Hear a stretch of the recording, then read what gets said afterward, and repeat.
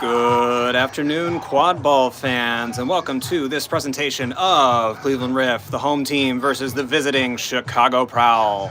My name is Matt Dwyer, and I will be your commentator today as we are here in an overcast but warm day at Krensler Field, the Cleveland State University campus in downtown Cleveland, Ohio. Teams are finished with their warm-ups and meeting up right before they will take the field for the first game of our series. Thank you all for joining us today. Chicago has already had 2 outings this season, resulting in a 5-1 record coming into this series. Their one loss, a very rainy day from Detroit. Cleveland only one series so far, going 0-3 against the Toronto Raiders, hoping to turn that record around here against Chicago. Our head referee today will be Ryan Sue.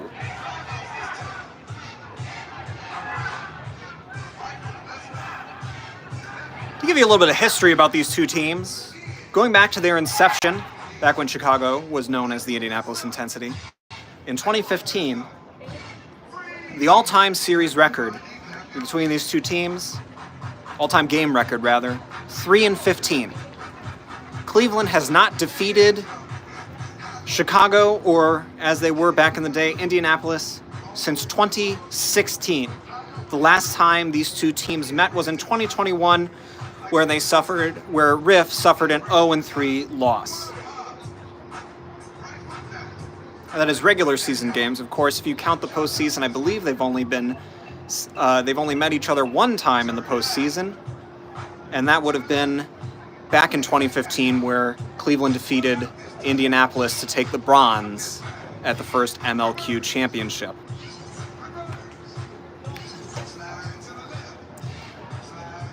Our teams now lined up on the field, waiting for the go-ahead from the referee. We will get underway shortly.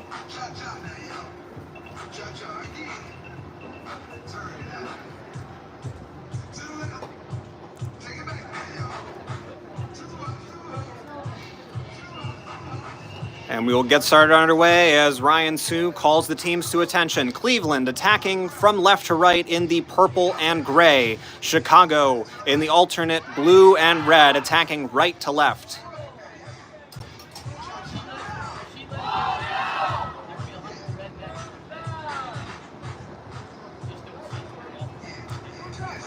And we are off. Joe Lombardi running for the ball for Cleveland. Loses it, and now Chicago will set up the half court. It's Digman passing off to the far side. Passing off down low, back to Digman. Digman, protection from beaters now. To Fugate. Digman. Walters and Ashra in at beater, and Digman, the quick shot through the small hoop, and that'll be a goal for Chicago, 10-0. Lombardi now bringing it up center for Riff, going far side. Brechting with the lone dodgeball for Cleveland. Now center with Gaffney, back to Lombardi. Brechting and Walters fight. Lombardi's shot, no good. Follow-up beat before, and Digman will pick up the rebound. He's going to run in. He's one-on-one with Brechting, thinks better of it, waits for the setup. Now back up top to Fugate. Cleveland in a tight 2-2 defensive set. Fugate, Digman. Guarded by Lombardi, gets around Walters, can't find the chaser. Rather was a bobbled pass. And it looks like Chicago will reset it back up top. That was Melton with the reset back up to Digman at the top of the key.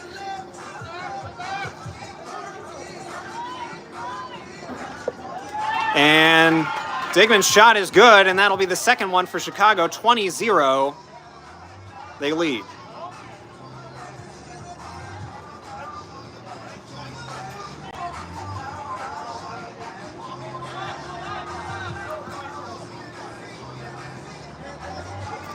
Walters and Brechting looking to face off in the beater game as Lombardi brings it up near side.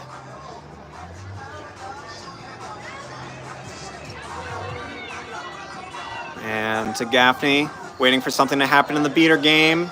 Shot over to Murnion, no good. Melton will pick it up, and they're going to go the other way as Cleveland is without a dodgeball, so Melton's going to bring it up.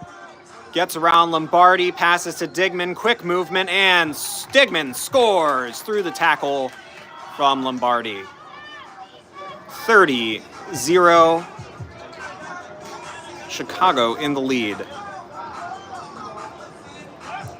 It's been some patient offense so far from Chicago, waiting for the Cleveland defense to make a mistake or get out of position. Meanwhile, on the offense, and it's another long one from Lombardi. And that's another lost possession there. And Digman will bring it back. And they've got a little bit of time here as Brechting tries to get a dodgeball back for Cleveland. Way on the sideline over there. Defended by Walters. And Brechting does manage to get it back to Hutchman on defense as Murphy now checked in for Chicago. Takes it up center. Zock also checked in. Back to Murphy. Murphy, near side. Back up to Murphy. Fumbled pass.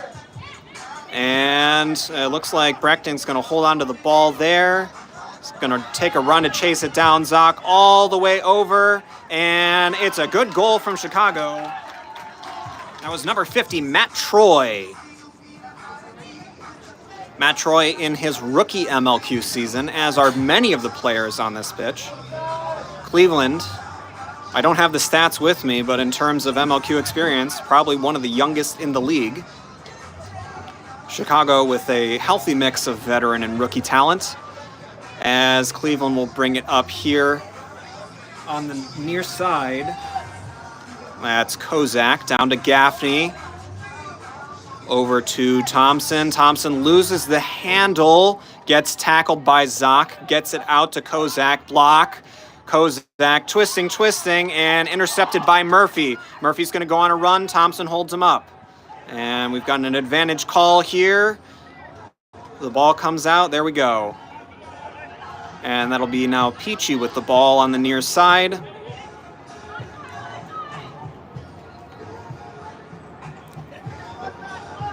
Over to Murphy and then over to Zock. It's Petrelli and Advincula in at beater as Mosley tries to stop the shot, no good, and it does fall for Chicago, and that will be 50-0 in favor of Chicago. Mosley, a little hustle play, creating a no dodgeball situation. Kozak's going to run it in. Kozak whips the pass well over Thompson's head, and that is a wasted fast break. That was the best chance that Cleveland had so far, and unfortunately, a poor pass makes them lose the fast break. So Prowl will bring it back forward once more. Murphy at the top, protected by Richard. Over to Troy.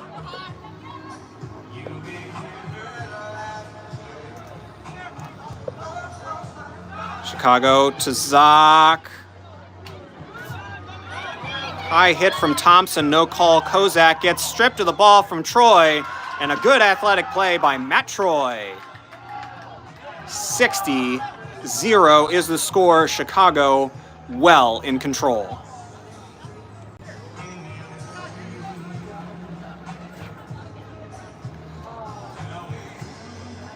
So now Kozak takes the substitution for Dominic Chwarowski. Chwarowski directing traffic, guarded by Manzella. Gets around and stopped up enough that Richard can try to cause the turnover, then Thompson's beat. Peachy will pick it up. Peachy on the run and blocked at the hoop by Chwarowski. And that is a good defensive stand there by Cleveland to save the goal off the fast break turnaround. Little sign of life from that Cleveland defense. Twarowski directing traffic, trying to get set up. High pressure here from Chicago. Manzella at the point. And Twarowski just skirting that boundary. Whips it into Thompson. Thompson wrapped up and beat. And that was great smothering defense by Chicago. Now Beachy will pick it up going the other way. Little bit of pep in the step. Down to Manzella, gets beat immediately by Mosley. Twarowski, not fast enough. Peachy will pick it back up. It's a no dodgeball situation, so Peachy gets the goal. It is good. And that is 70-0 Chicago. Really the beaters for Chicago making that one happen, as Cleveland was left with no choice but a physical stop. Peachy's a hard guy to stop. Twarowski on the far side, tries to shoot it in, and Twarowski, goal ref's calling good. We'll see. There's no official call here. Looks like our head referee is going to talk to the goal referee, see what we can get. And that goal is good. First goal for Cleveland from Dominic Twarowski. That'll put us at 70-10.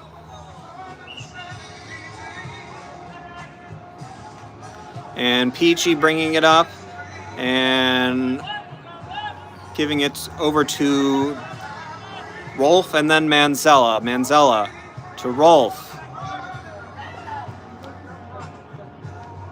Blocked at the point by Twarowski. Just a little bit taller there, and a good defensive stop for Cleveland. Now they'll go the other way.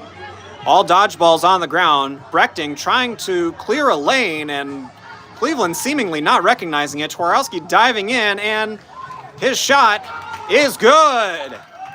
2 in a row for Cleveland, 70-20.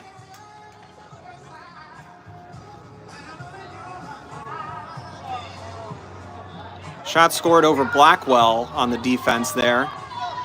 And Chicago, some of the first chaser line back in. And that was Digman 2, Melton 2, Guyman for the score, 80-20. High pressure by Chicago now, and now they're deciding to back off. And that is a great beat by number 11 from Chicago as the ball gets flipped over to Gaborik, guarded by Digman. Digman comes up with it from Gaborik's legs. Digman driving in, got Lombardi to beat, passes off to Guyman, easy goal. Or was it? Still 90-20, and Lombardi, sensing the press, just is going to throw that one away.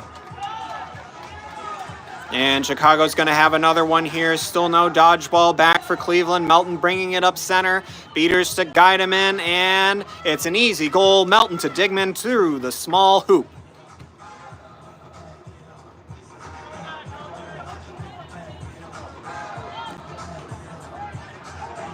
And there we are. That is 100-20 in favor of Chicago. Lombardi for Cleveland now.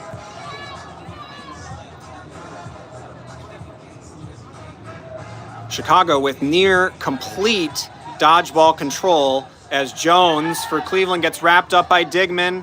Jones coughs the ball up, picked up by Lombardi, beat immediately. Melton's going to go. He's got a little open field. Bad missed beat, and Melton will drive it in. Lombardi to beat. Melton over to Guyman. Guyman scores. That time it counted.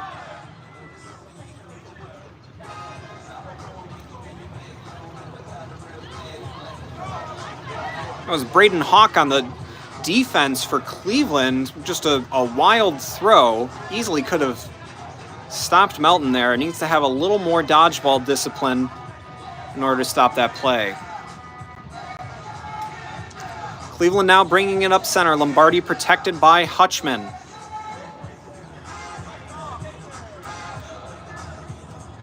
Digman on point, over to Jones. Jones beat immediately.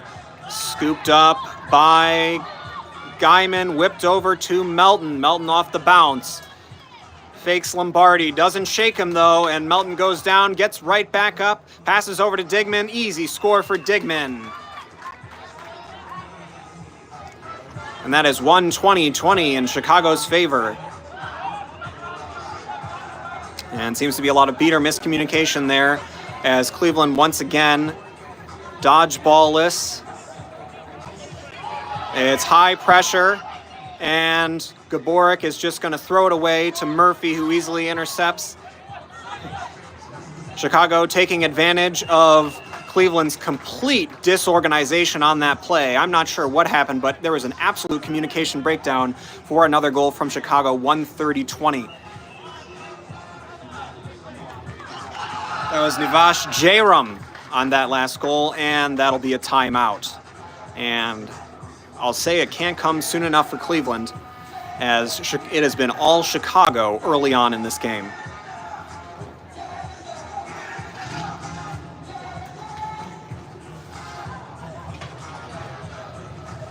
Teams discussing what exactly they're going to do. If I'm Chicago, my foot stays on the gas.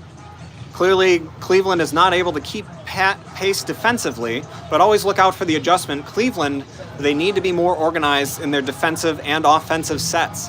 The passes aren't falling for them, the defense isn't switching well, and unfortunately, the beaters are having a hard time keeping themselves anywhere near their key. They're going to have a lot more communication and domination if they want to get back into this game.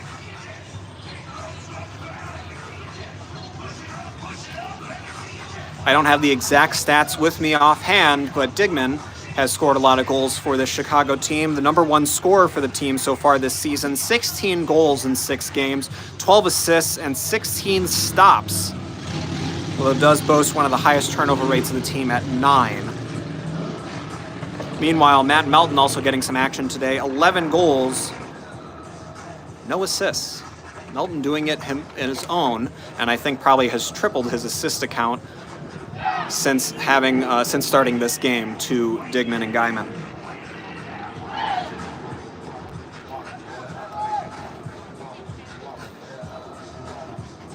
On the Cleveland side of things, Torowski, the lead scorer with 2 for Cleveland, which will put them in a 3-way tie for lead scorer of Cleveland as a whole this season. After only 1 series, Lombardi and Thompson both also have 4 each.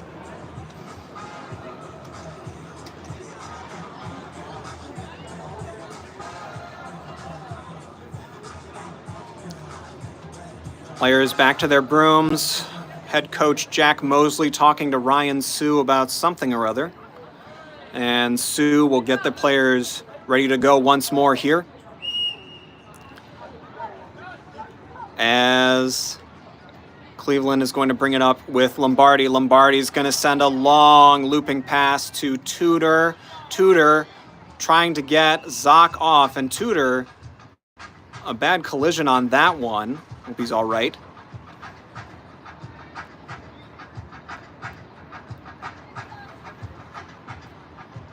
Fun fact about Andrew Tudor, and he's already up and standing, he is the oldest player on the field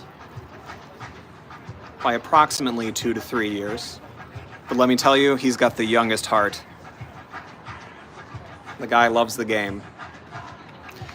So because of an injury stoppage, Tudor will take a substitution replaced by number 57, Adam Thompson, and they will have a hustle to get back to as they're the furthest player back with the ball in Liam Zock's hands. And Zock will be on a tear here, straight up the center. No dodgeballs back for Cleveland. Zock feeds over to number 50, Matt Troy, and I think that's a hat trick for Troy. 140-20 now, as high pressure from Richard and Jairam. Cleveland still, as Kozak gets kind of pushed in the back there and just kind of threw the ball away. I'm not really sure if there was a foul called. Everyone stopped. And it looks like that'll be a turnover. I'm not quite sure what the call was there, but it looks like JRM will come up with the ball. Richard in front of them, Zoc on the far side. Also got Troy and now Murphy. Murphy to JRM. Tackle by Thompson, spins out of it. JRM going around the outside. Floater shot over the top hoop, won't go. And Kozak is going to stop out of the keeper zone, immediately beat. And Zoc just picks that up for the easy goal. I'm not sure why Kozak didn't seem to want to pass that off, immediately stepping out into a defender and the beater. And it's just another miscommunique from Cleveland here. Referee's now having a discussion, not quite sure about what.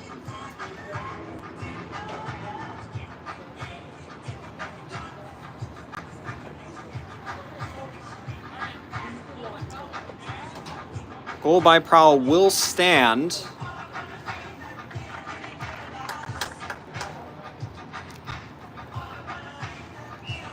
And that'll be Cleveland ball as Kozak comes back to tag in. 150-20 our score. As Kozak waiting for his beaters to come up in the play. Rachel Yates checked in for Cleveland now at beater. Kozak shot through the middle of the defense, no good. Was looking for Thompson, I think. And instead, Troy comes away from it. And Troy over to Murphy. To Troy. Down to J-Rum. J-Rum pushing to the inside. Goal is good. No dodgeball situation as Kozak is going to pick the ball up and did not realize that it was over the center line and had to go back to his own side first. And any advantage that Cleveland had there is now gone as Chicago sets back up. Kozak's pass knocked away, picked up by Troy. Troy's going the other way. Yates and Kozak to beat. Doesn't matter. Passes over to J-Ram, who scores it. Another one for Chicago. 170-20.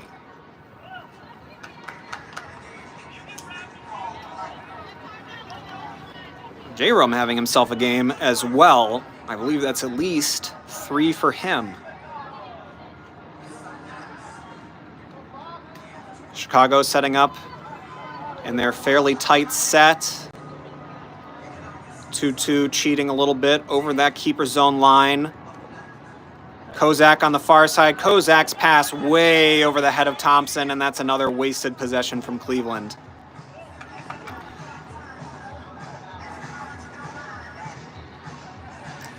So Murphy will pick it up for Chicago, pass it off to Manzella before substituting out. Manzella now checked in with Ben Peachy and Melanie Rolfe. And on the far side there, that's Ojas Turuker. Manzella on the near side, now Rolfe guarded by Kozak and Gaffney. Beaters trying to make something happen in the middle there. Walters just an absolute turret clearing lane. Chicago waiting for the opening. Down to Peachy. Over to, excuse me, that's not Turuker, that's Blackwell. And recovered by Cleveland there. A misstep by Blackwell. Passes up to Gaffney. Gaffney immediately gets beat. It just throws it away into the Chicago defense. Peachy will pick it up and go the other way. In transition, looking for the goal. Now comes back up. Manzella. Dodgeball's on the ground. Yates is the only one holding one. Blackwell looking to Peachy. Over the top to Rolfe, and Rolfe puts it through. It's another no dodgeball situation. They're on the ground. Kozak's going to run forward. Has Gaffney and Thompson on the wings. To Thompson. Thompson can't handle the pass. Manages to pick it up. Wheeling around Peachy. Passes through the center. Right in front of the beater. And that is out of bounds. Chicago ball.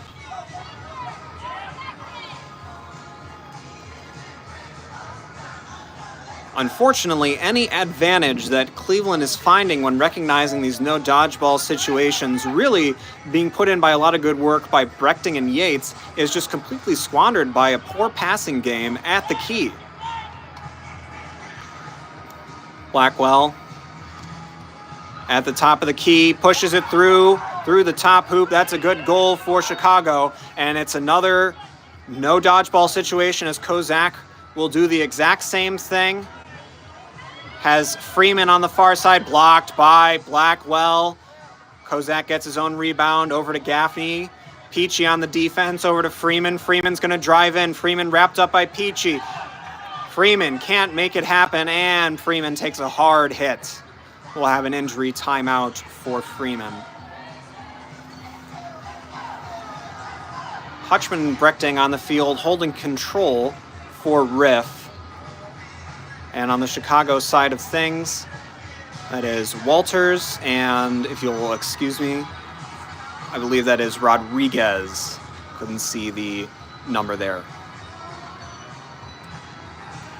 And with an injury timeout, the teams will take a moment to go to their benches. And that is... Looks like our trainer is checking Freeman out. We hope that he's okay. It has been all Chicago all game so far. The offense running on all cylinders, very few miscues in terms of missed passes or missed opportunities. Really, the Chicago defense has not had to hustle too hard because Cleveland is beating themselves on offense. Freeman now up and walking off under his own power. Glad to see it. And we hope that he's doing all right.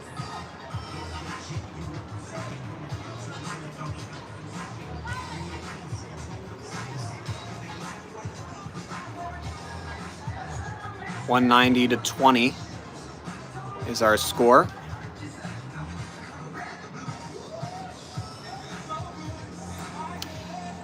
Kind of as predicted is the Chicago Beaters putting in a lot of, well, frankly, it's been a lot of pressure on Cleveland's Beaters from Chicago.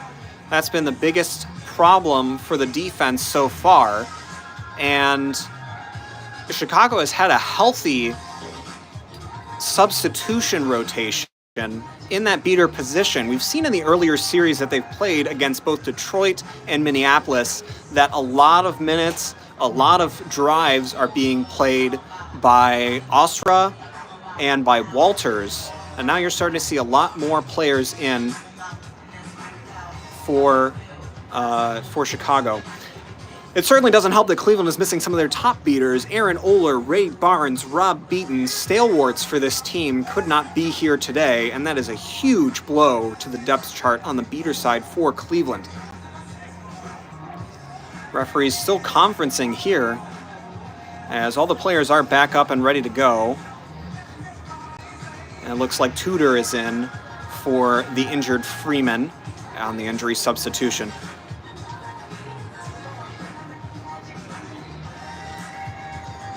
Referees getting back to their positions now.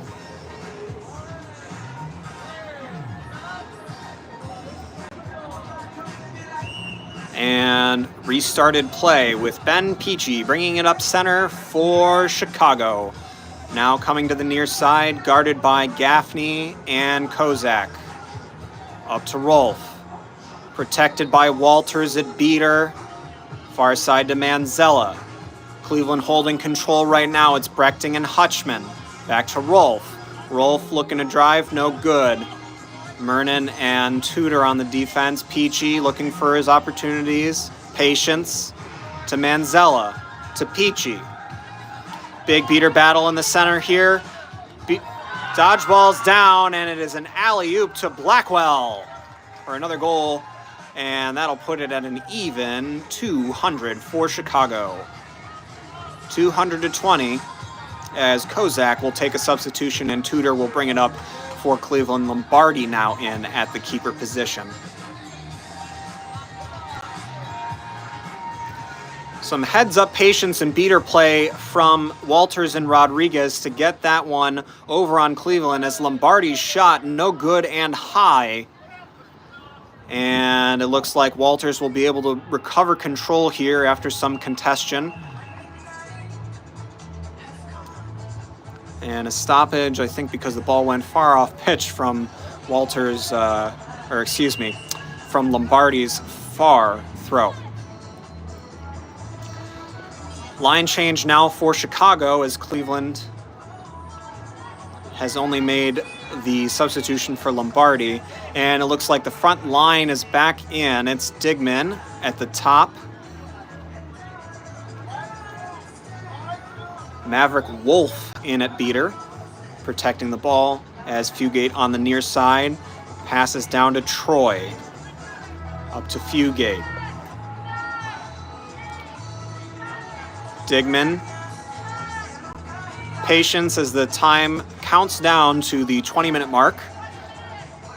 Digman feed to Guyman over to Troy. Troy somehow dodged that beat. Or no, it looks like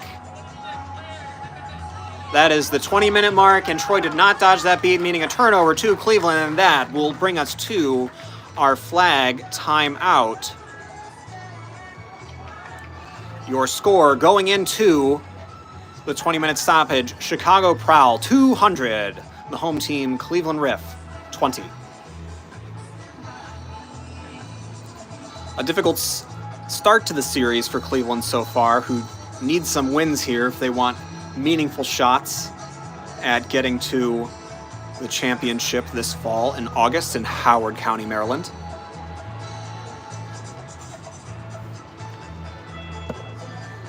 But if you are just a spectator not playing, you too can get there for a low, low price of a ticket.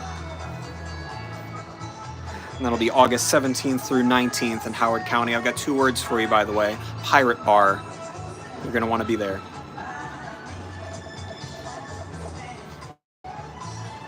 So our set score will be 260 after the stoppage here. Cleveland probably wanting to do their best to mitigate the damage. We will focus on flag runner when we can. But otherwise, we'll be focusing on the ball.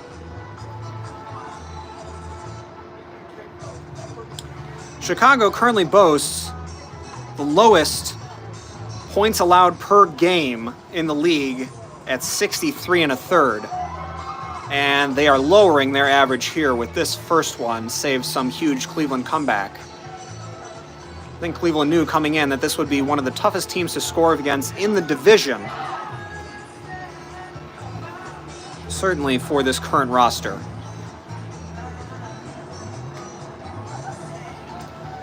Kaufman, your flag runner today. Nick Kaufman, as Chicago and Cleveland will trot themselves back out onto the field for the latter half of the game.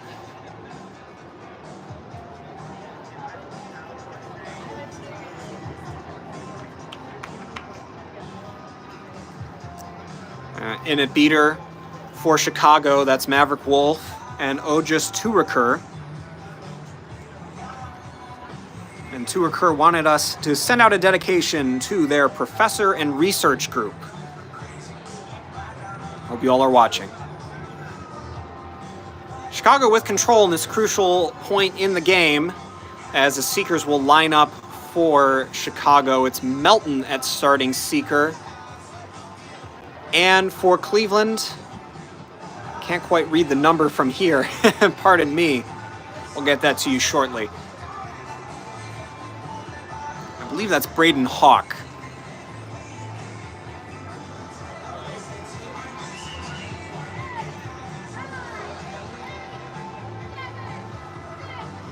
And with play restarting and the Seekers ready to come out, Cleveland with one dodgeball with Lombardi.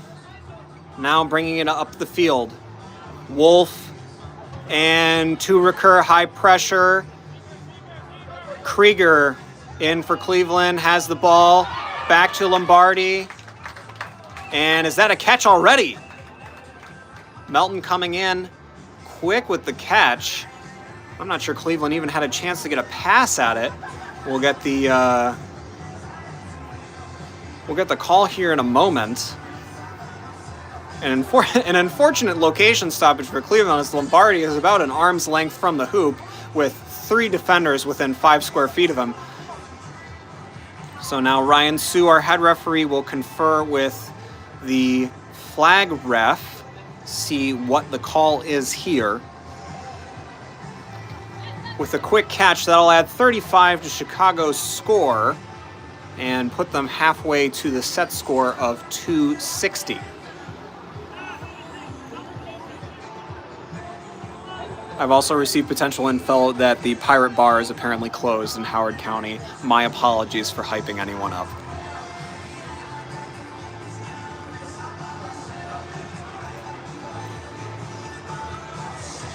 Long referee discussion here. I'm wondering if they're questioning whether the runner or the seeker was out of bounds. There's no other Cleveland player nearby. Catch is no good. And it sounds like the runner was out of bounds when the catch happened. Unfortunate for Chicago.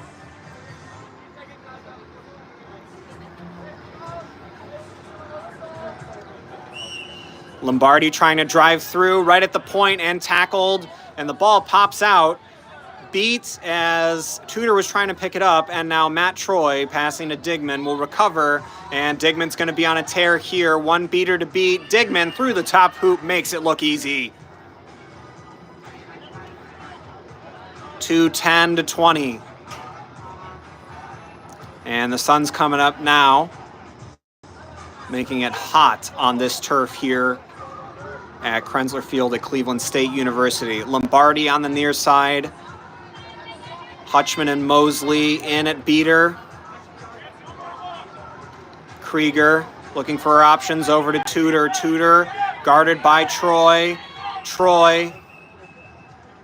And there's a stoppage there.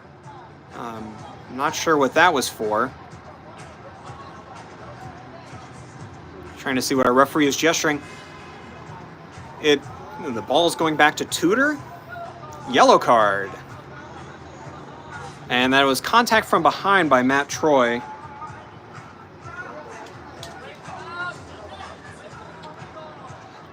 So now Cleveland on the power play. Tudor goes against the defender, gets it to Lombardi. Lombardi wrapped up, and Lombardi able to finish, and that is the first Cleveland goal in about 23 minutes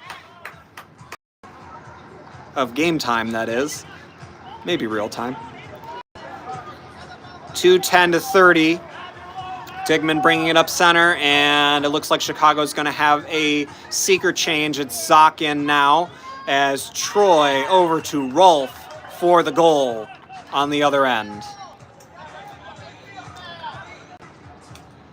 And it looks like no catch there from Chicago as Zock's going to do his best. Advincula now in at beater. Paired with Wolf.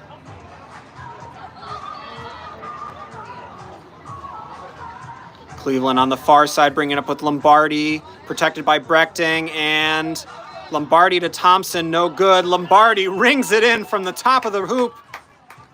And that is another one for Cleveland. Some sign of life from the offense. 2:20, 2:40. Digman going the other way now for Chicago. Passes into Guyman. Guyman, no one home. Easy score.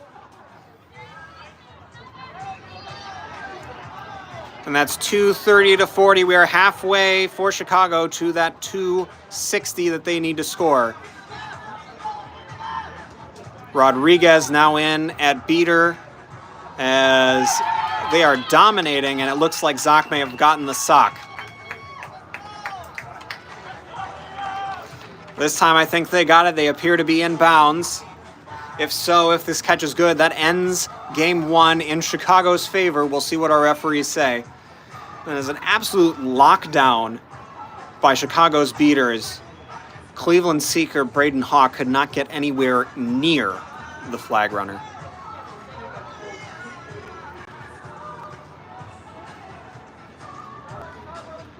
Catch by Chicago is good as the call. And that is our final 265 to 40 Chicago. A decisive victory over the home team, Cleveland Riff.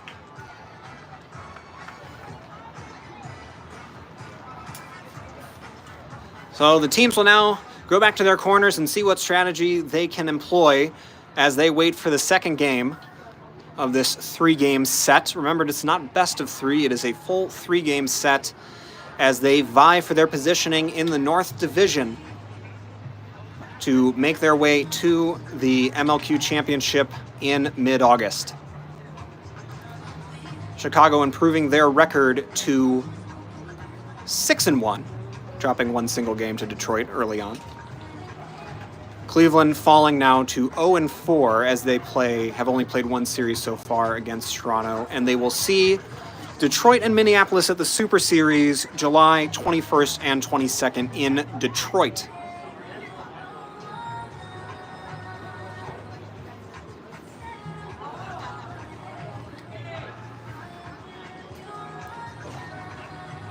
We will take a quick break here and continue the stream as we wait for Game 2 to begin.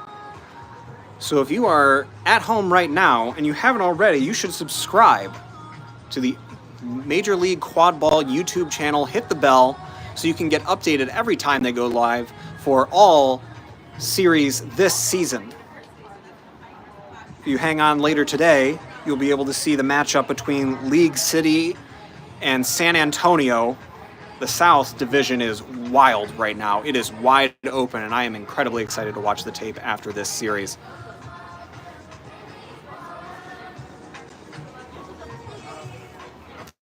So keep it locked here at the Major League Quadball Network on YouTube, and follow on socials if you get the chance, and we will be back with the next game of the series shortly.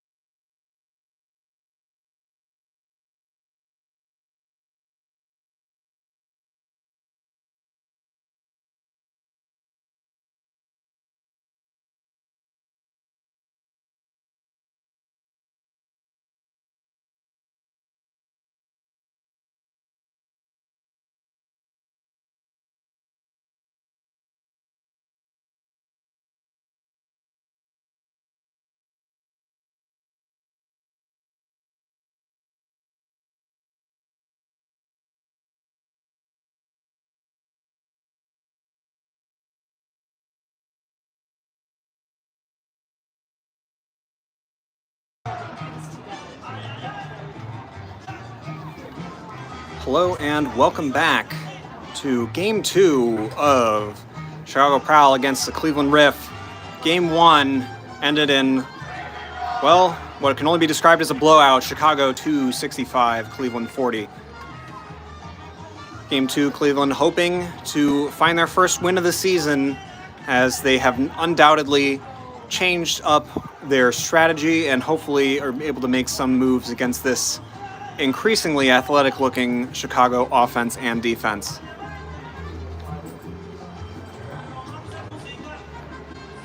We'll get underway in a little less than 3 or 4 minutes here. I'd like to remind you where these teams stand in the North Division. Chicago now after the first game at 6-1, their one loss coming from Detroit, and Cleveland at 0-4.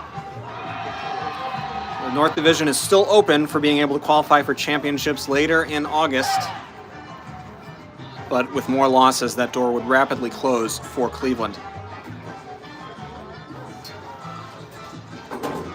Cleveland came into this series at a streak of 0-5. Their last win was last year at the North Division Championships on August 12th against Detroit, who they eventually lost to in the series. Meanwhile, Chicago, coming off of a finals run at the MLQ Championship last year. Ryan Sue, our head referee, getting us underway here for Game 2 of this MLQ series. Chicago attacking now left to right in the blue and red. Cleveland attacking right to left in the purple and gray.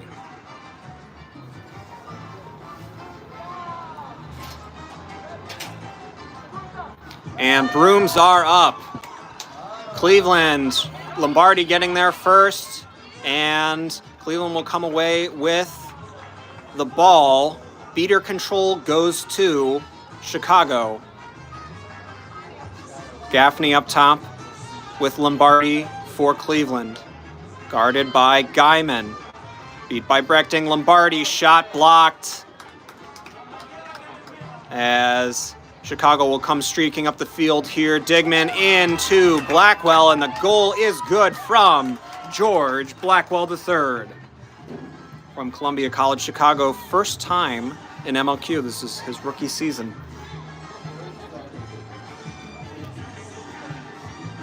(10-0) our score now as Chicago gets the first goal of the game. Lombardi bringing it up center. Cleveland with control. This was a big hurt for them, is not having control hardly any of the time on offense or defense. Lombardi protected by Hutchman, now switching places with Gaffney on the far side. Gaffney wrapped up by Guyman, loses the handle, and picked up by Melton. Melton running around the outside of the defense, splitting the difference between Gaffney and Freeman, getting around Lombardi and scoring. Matt Melton. He had a big first game, and he's showing up early here. 20-0. Cleveland setting themselves back up. Chicago now with beater control. It's Walters and Noyes Alstra as Lombardi trying to get around Guyman. Big long pass well over Gaffney's head and out of bounds. And boy, hasn't that been the story of Cleveland's offense so far this series. They're going to have to make those passes fall. The few goals that Cleveland did have in the last series really involved Twarowski or Lombardi driving. So maybe that'll have to be the key later on. Digman over to Guyman. Guyman near side. Down to Melton. Mernin stepping out on the defense. Up to Digman. Brechting, the lone beater, back with a ball.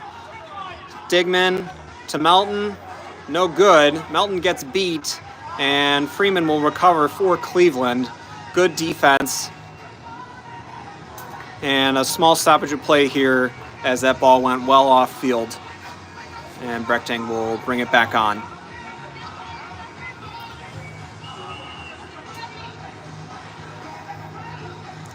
So a defensive stop there, 20-0, as Walters shows high pressure and now backs off.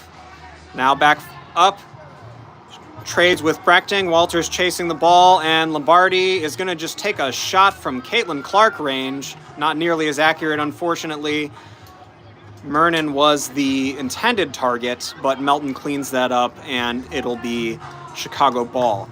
Chicago now taking some lineup substitutions, as will Cleveland. Mosley in now at beater for Cleveland. Chicago with Petrelli and Advincula. And in the chaser game, we've got Zoc, Peachy, Murphy, and Jairam on the far side. Murphy at the top of the key, guarded by Lombardi, over to Zoc, quickly beat by Mosley, pass over the top to Jairam, met by Murnan, and Jairam getting big at the hoops and scoring 30-0.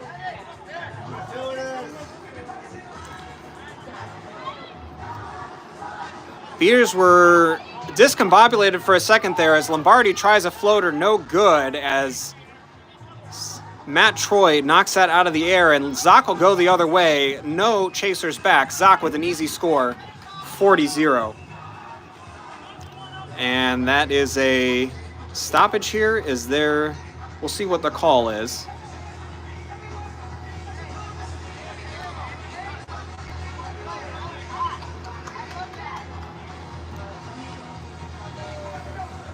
Brechting seems pretty upset with some call or lack thereof from Sue. They're having a quick discussion. Brechting, an assistant coach. He is currently balancing this team with earning his PhD at Ohio State University.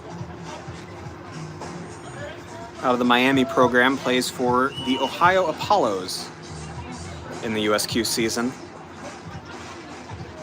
Some chaser line substitutions now for Cleveland. Jones, Krieger, and Kozak in. Connard in at beater. Gets the ball away from Advincula. Pass down to Jones. Jones wrapped up by Murphy. Pass no good to Kozak. And Zoc will pick it up from Chicago. That's no beater back for Cleveland. Zoc. Chaser, defense in front of him, feeds inside to Jairam, and that is another goal for Jairam.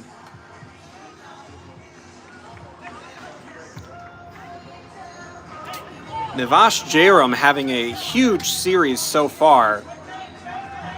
Really been a great off-ball chaser for Chicago.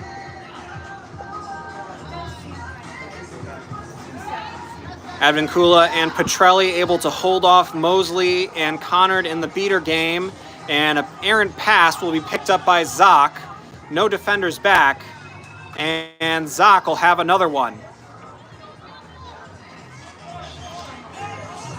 60-0 the score now, and it is quickly getting away from Cleveland. Stoppage here to get the balls back on the pitch as Ryan Sue runs down the lone dodgeball, thrown errantly after the stoppage.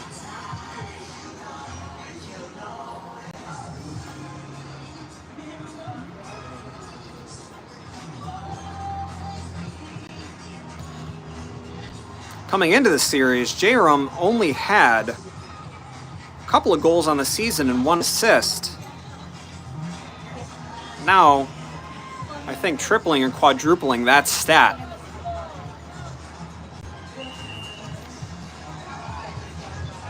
High pressure here from Chicago. Kozak. Advincula behind him. Kozak throws it directly into the hands of Liam Zoc. No Cleveland chaser was up the field. Thompson was trying to get into position, but didn't do so fast enough. So now they'll fall back on defense. Point against Murphy. And a pass over to Matt Troy, and Matt Troy showing up huge for Chicago this series. Gets another one. 70-0 Chicago. And the high pressure seemed to work there, forcing a turnover.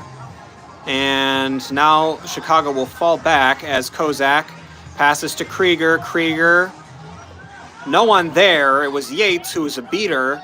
Jairam, guarded by Mosley in the backfield, Mosley beat out by Richard. J. Rum can't fall off the crossbar and fallen on by Kozak. No, who is that on the ground? That's Thompson. And it looks like Kozak is able to pick it up out of the pile. Kozak not paying attention, and that's a turnover. That's an over and back foul by Kozak. And the entire sideline yelling at him to look out for the beater. Richard being sneaky out of the pile there.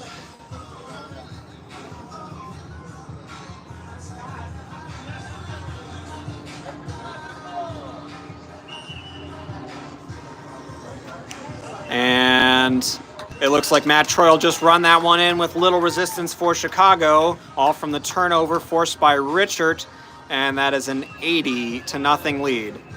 Stoppage here as the ball went well off the field from that shot.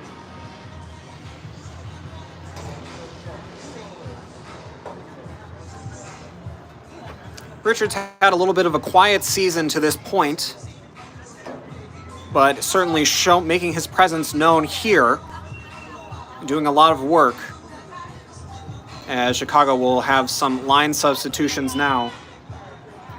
Hoffman in at beater with Richard as the pass over Thompson's head from Cleveland, and Chicago will go the other way. It's Peachy up the far side. Peachy looking for his options, has Rolfe at the medium hoop. Rolfe receives it, beat out, and Thompson will pick it up. Guarded by Manzella, gets through the guard. Thompson on the run, one beater to beat, jumps the ball. Thompson spinning, no good. Big tackle by Peachy as Kozak will pick up the ball. Tackled by Rolfe, blocked by Manzella, and it is all Chicago on the defense there. And that was a team defensive effort. Peachy, Rolfe, Manzella, Hoffman, they all had a piece of it.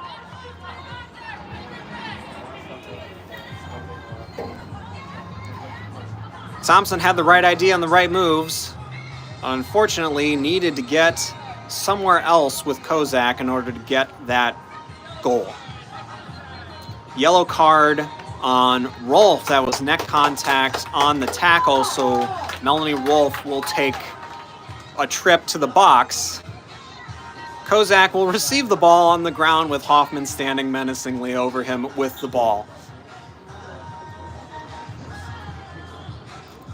Kozak looking to maybe exercise his option to move back to the restrictor line.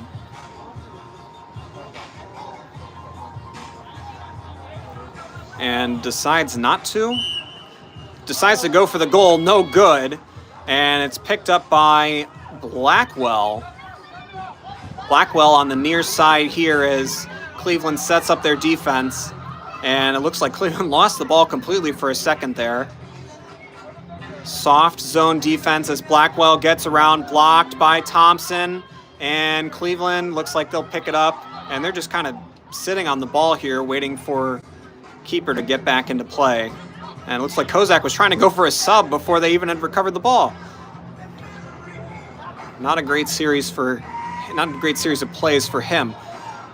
Torowski now to relieve at the keeper position for Cleveland. Thompson on the far side with the ball, flanked by Brechting and Gaborik. Krieger down the field. Peachy on point defense. Richard and Hoffman in the beater game, holding control for Chicago. Thompson beat on the recovered pass, and Peachy's going to go the other way. Blackwell in front, Manzella to the side, pass to Manzella, goal! Ali Manzella.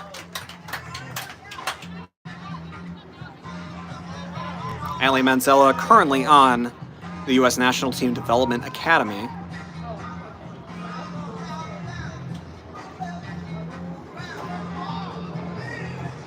And that'll be 90-0 in favor of Chicago.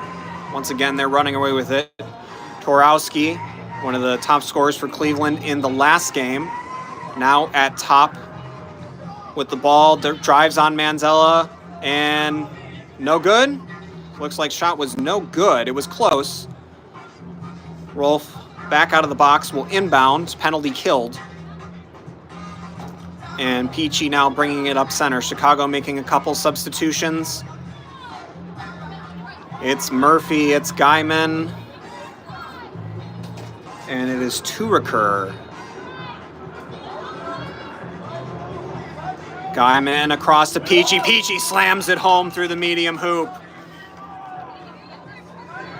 As Brechting is trying to clear a lane here. All dodgeballs on the ground. Cleveland's got some space. Torowski gets through Murphy. Score! Dominic Torowski.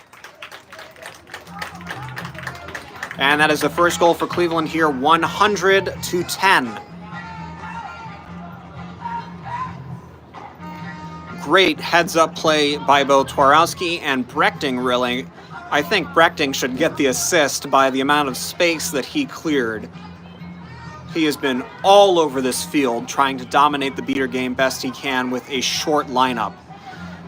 Digman now in with Murphy on the far side, has the handle. Down to Melton. Melton all the way back up to Digman as Brechting and Hutchman hold it down, getting control away from Maverick Wolf. Cleveland, and the ringing shot from Guyman goes down and in. And that is another goal for Chicago.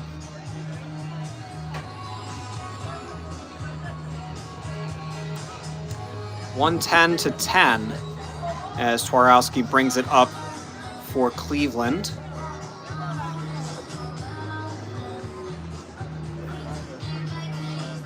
Connor Scott now checking in for the first time for Cleveland as well. Torowski making a move to the far side, gets it to Murnion. Melton going the other way after that turnover, and waiting for the setup to take place up to Murphy.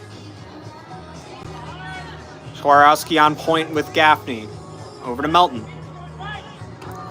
And it looks like Wolf and Tureker, were they able to get control out of that one? There's only one dodgeball back. It's Brechting, and he manages to both block the shot with the dodgeball and make the stop. As Torowski, I'm not sure he got out of the keeper zone as Digman threw him to the ground. That's real close. Sue's gonna talk to the assistant referee here. Digman seems a little unclear as to why that happened. Yellow card, and Digman will take a shot to the box. Take a trip to the box, rather, as Torowski took a shot. And so Guyman will now be keeper for Chicago, and that ball will go to Cleveland. Torowski has Wolf behind him as he's just on the edge of the keeper zone. Going to need a quick pass or a quick hit from Brechting, and Wolf just decides to do the smart thing and throw it back to Tureker.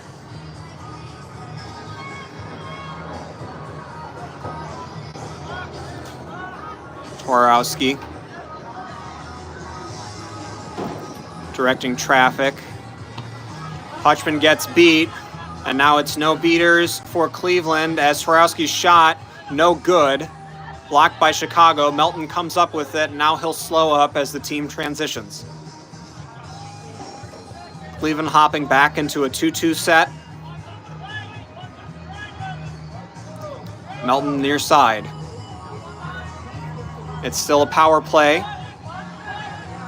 Melton walking with protection from Tureker, and Melton scoring off the turn corner power play. That's 120-10. And Cleveland just simply didn't react.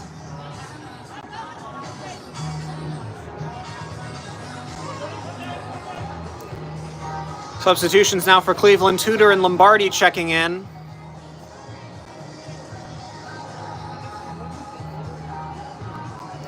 Gaffney on the far side, back up to Lombardi as all the beaters are down. And Lombardi finally finishing one. This game it is 120-20.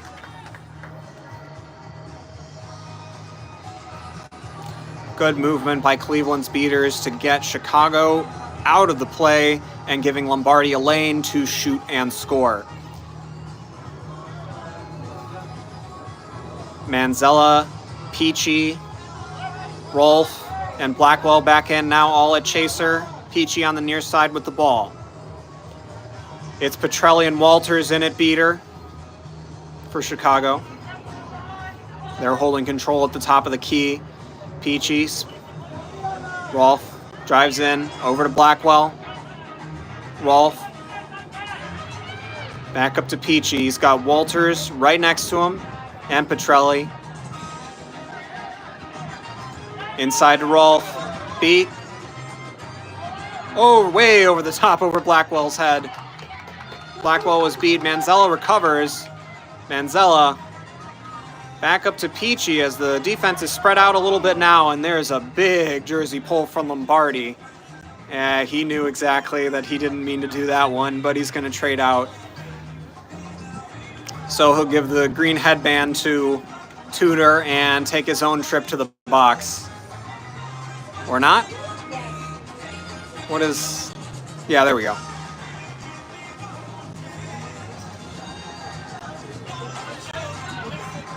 So now Chicago gets a power play of its own after 2 earlier yellow cards.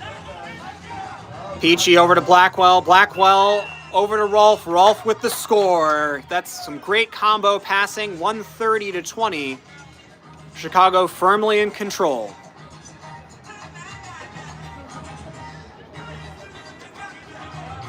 So that'll release Lombardi from the box. And Cleveland really going to have to find something else to make it work here.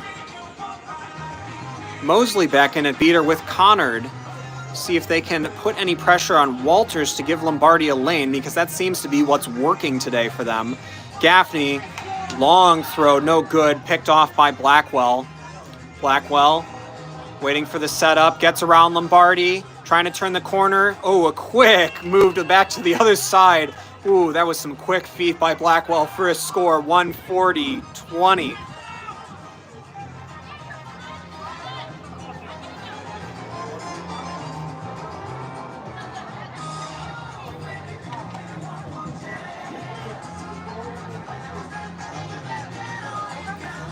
Apologies for the camera shaking, a little bit zoomed here, and the press box is attached to the bleachers.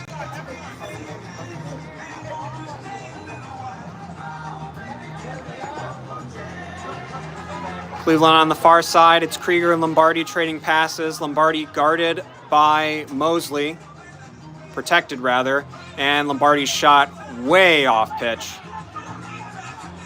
And Beater's trying to get control here, keeping it away from Walters. Or rather, trying to keep their ball to create to not create a defenseless position.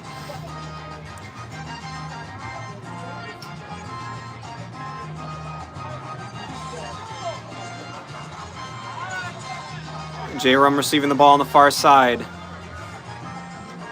It's Troy over to Zock. Zock misses the pass on a rare miss there. Kind of a weird bouncer. And Murnion will inbound it for Cleveland.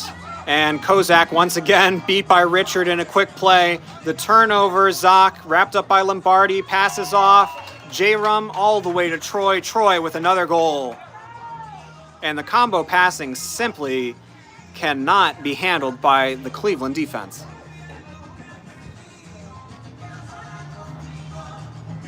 And that was another sneaky play by Richard. Kozak not understanding that he was back behind the keeper line. And so now Cleveland will try again. Thompson on the handle.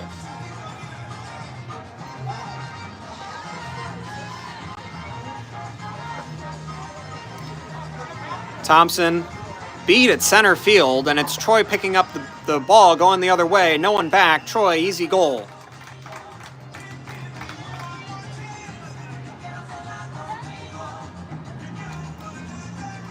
And that'll put us at 160-20. Chicago firmly in control as Richard is going to give high pressure. Continued high pressure. And is that a delay of game here? Thompson had passed off to Jones.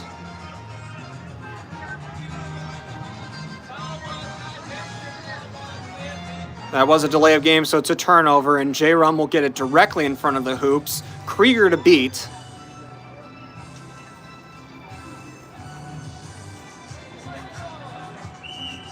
And there it is, goal by J-Rom. 18 minutes has elapsed. 170-20 is the score.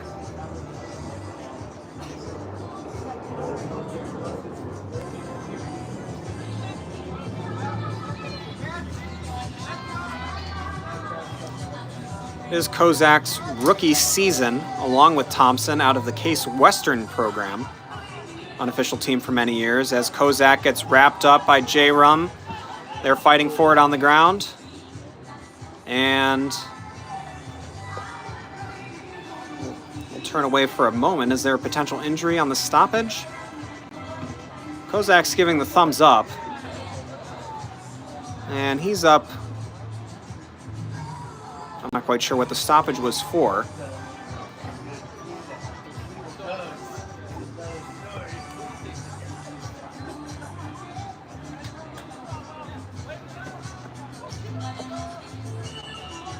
Oh, that was it looks like a high tackle from J-Rum, and that was a yellow card. Pardon me. So what was it? Kozak gets tackled once again. Krieger's in there fighting for it. Troy's in there fighting for it. And all right, and that time Kozak gets tripped up, and he appears to be down for a moment.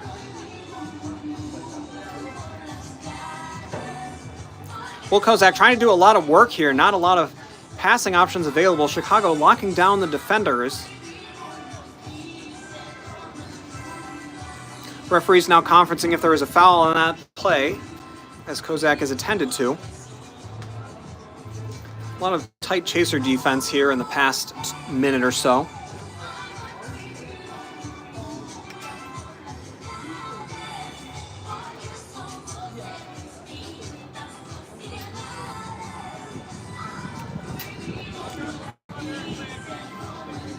Well, the fun isn't over today. After this series, stay tuned on the Major League Quadball YouTube channel to check out League City against San Antonio in an exciting series for the South, as Kozak is now up and walking off the field.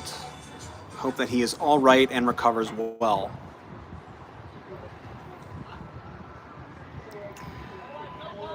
There is no call on the play. It just seems to be a tangling of legs here.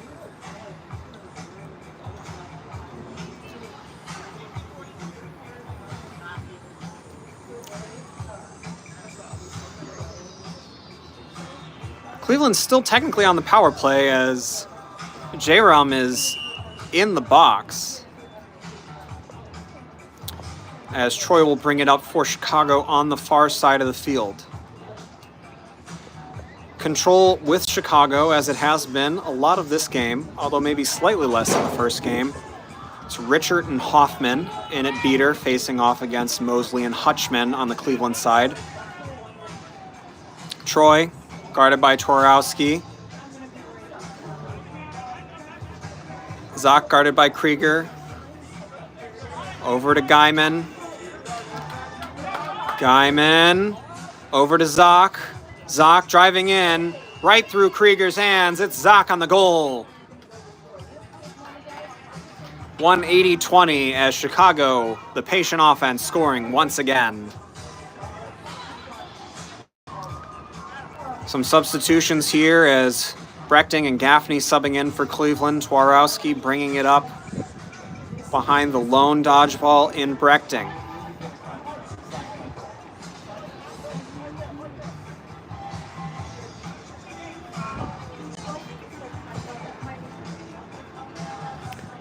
Twarowski at the top of the key, protected.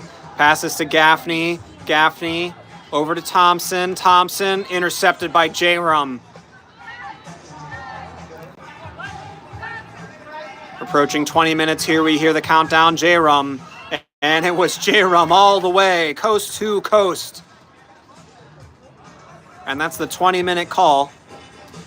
Last possession here as Twarowski once more brings it up for Cleveland. Score 180-20. Excuse me, 190.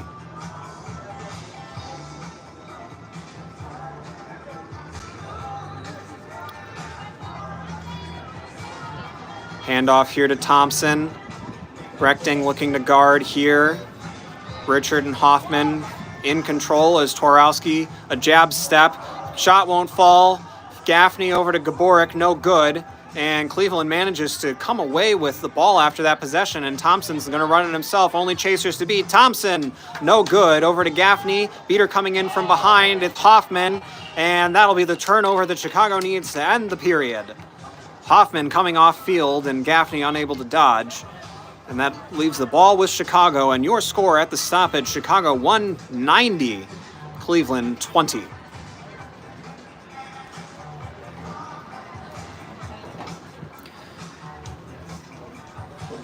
Teams now formulating their strategy in this minute stoppage before flag is on the field.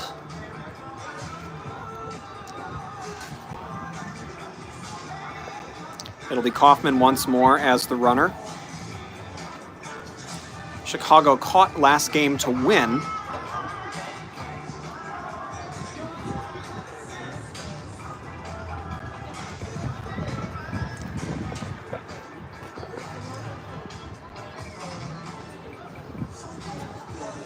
We talked a lot about the veteran versus rookie status of a lot of these players. I want to take a look at the roster here and see that Cleveland are rocking, I believe, no pun intended, 4 or 5 rookies on the field, on the roster rather. Chicago looks to be about 5 as well. Most of the rookies for Chicago coming out of the Columbia or Illini program. As for Cleveland, a lot of them coming out of Case Western, Kent, or Bowling Green. Now, many of these players on Chicago also play together in the USQ season for Boom Train and for Cleveland Riff for the Ohio Apollos. Boom Train obviously coming off of a victory at US Quadball Cup, winning the club championship. And that adds a lot of muster and skill to this roster here for Chicago.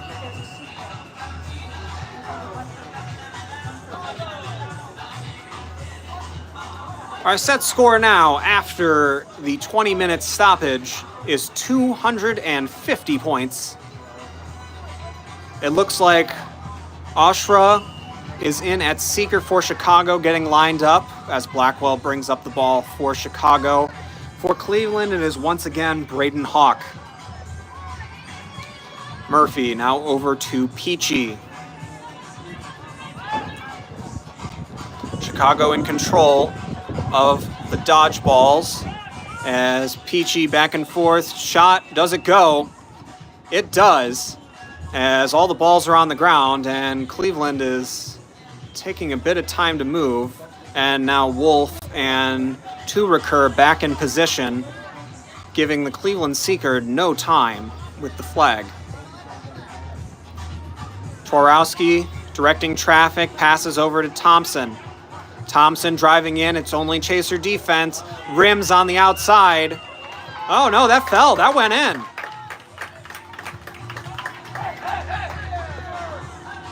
$230 as Peachy to Blackwell for another one on the other side of the field. And Alshra getting some time with the flag. 250 our set score, it's 210-30 now. Pardon me, Torowski driving in, gets the ball out to Gaffney. And it looks like we may have had a catch. Let's see what our seeker referee says here. It was Alstra.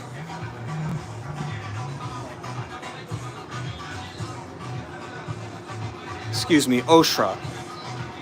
Pardon my pronunciation. So referees will conference there. If that's the case, it'll just be one more goal that Chicago needs to finish the period. Cleveland, a couple more than that.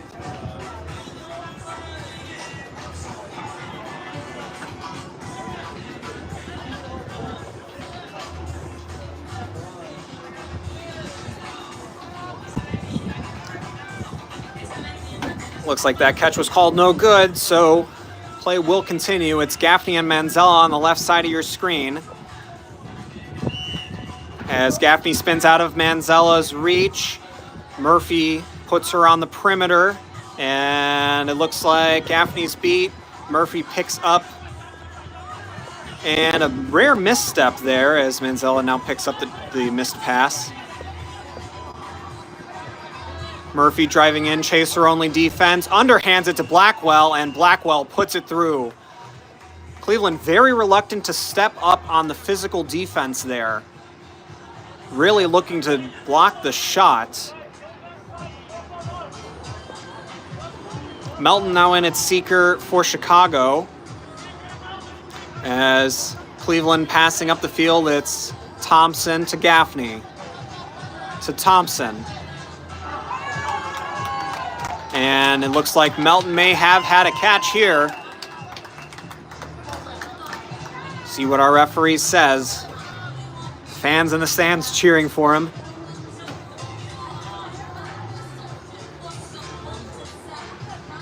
Melton big on both sides of chaser and seeker game, and the catch is good for Chicago.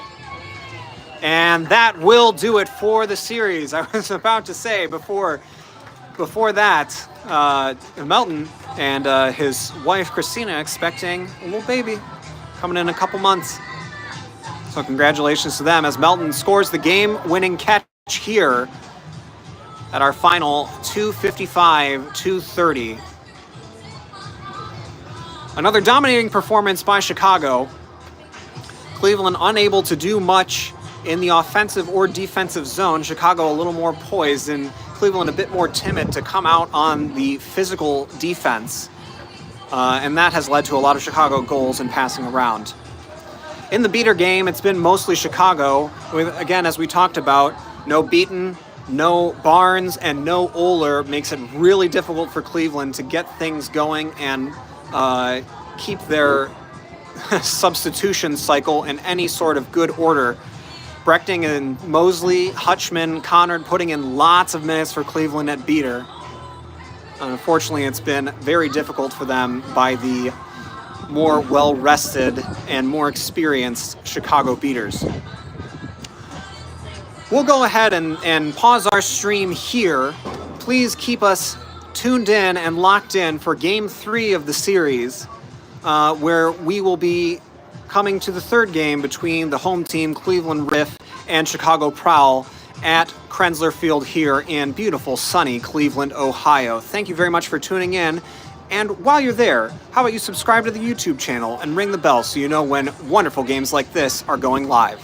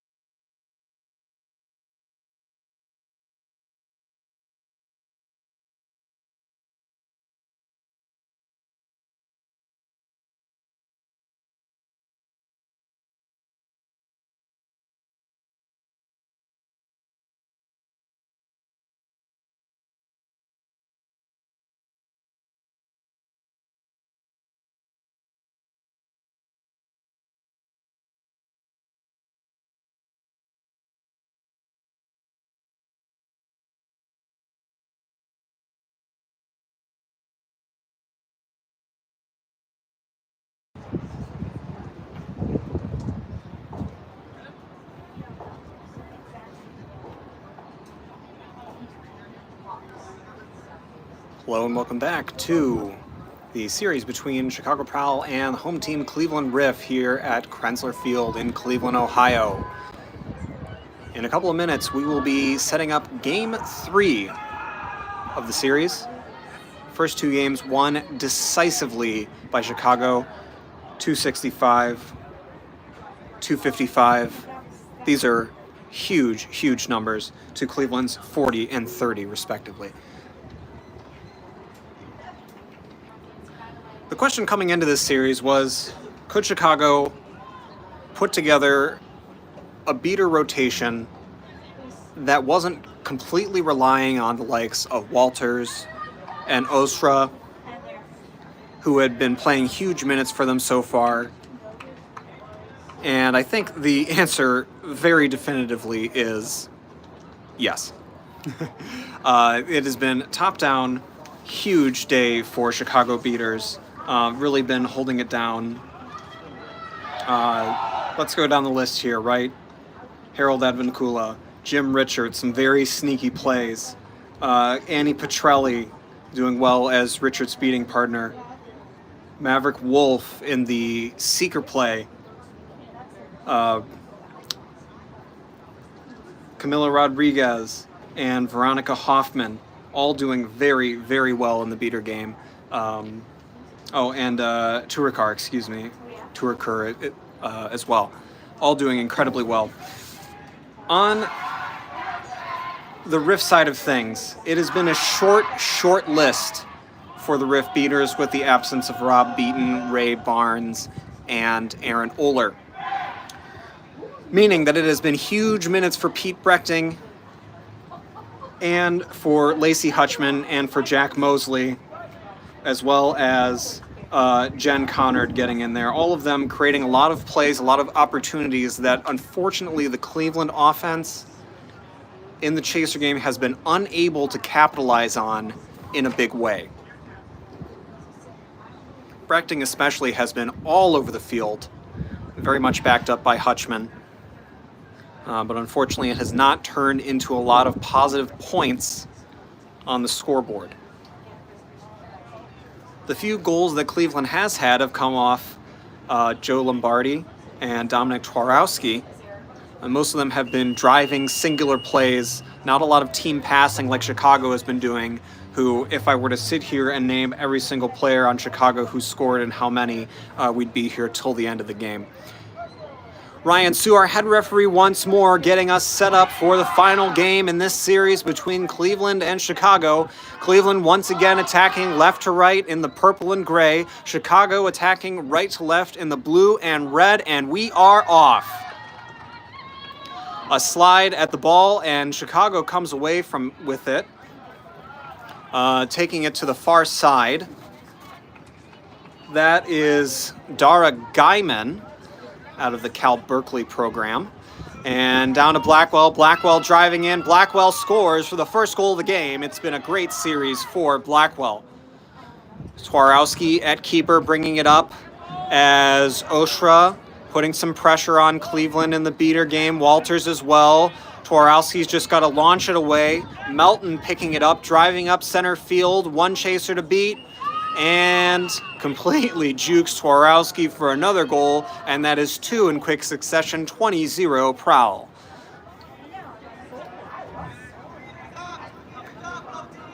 Freeman back out there for Cleveland after an earlier injury in the series. Mosley and Hutchman facing off against Walters as the ball goes down the other side, intercepted by Melton, and Melton's going to go on a run, guarded by Freeman. Huge, giant pass to Digman, who handles it with grace and dunks it through the small hoop through Twarowski's arms. That is another goal for Prowl, 30-0.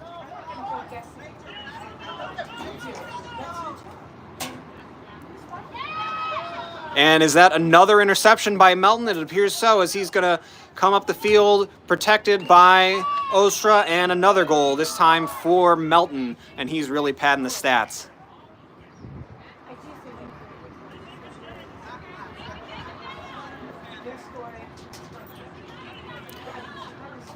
And a quick 4 goals, and Chicago doesn't seem to be letting off the gas as Walters is putting on a high press here with Oshra and Digman. Towarowski reverses field going the other way, guarded by Guyman. Towarowski respects the defense, and Towarowski then launches it out of bounds, so Digman will inbound it here, bounding up the field. And Digman beat at the top of the key. Guyman recovers to Melton, 1 hoop down, Melton driving in, passes through the middle to Manzella. Manzella scores on the small hoop, 50-0, and the pedal continues to be on the metal.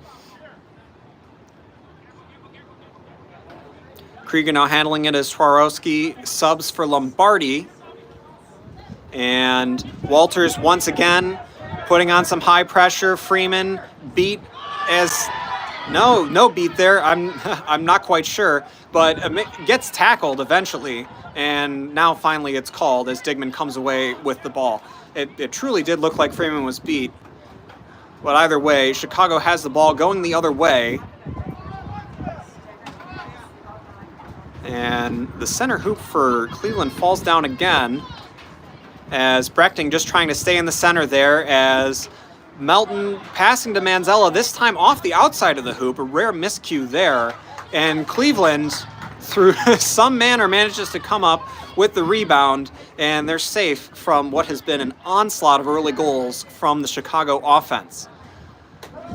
Lombardi near side, guarded by Guyman. And Lombardi's pass to Krieger wide, and that'll be out of bounds, Chicago ball. Prowl doing a line change.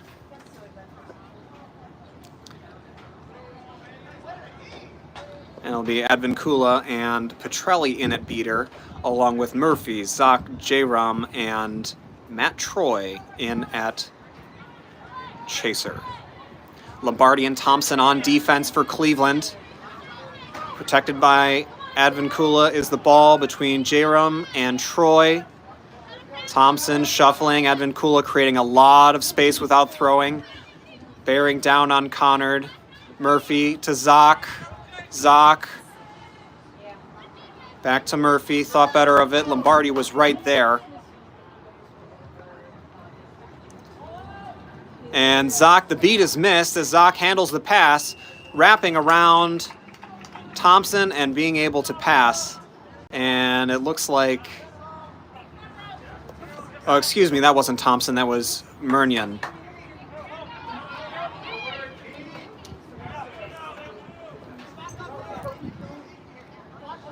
60-0 is our score as Cleveland brings it up, this time with control. It's Brechting and Connard, USQ teammates. Connard helping out Lombardi at the top of the key, over to Thompson, mishandles it, picks it up, guarded by Zach. Zach, a hard hit. And that is a stop there. And it looks like Zach will be headed to the box.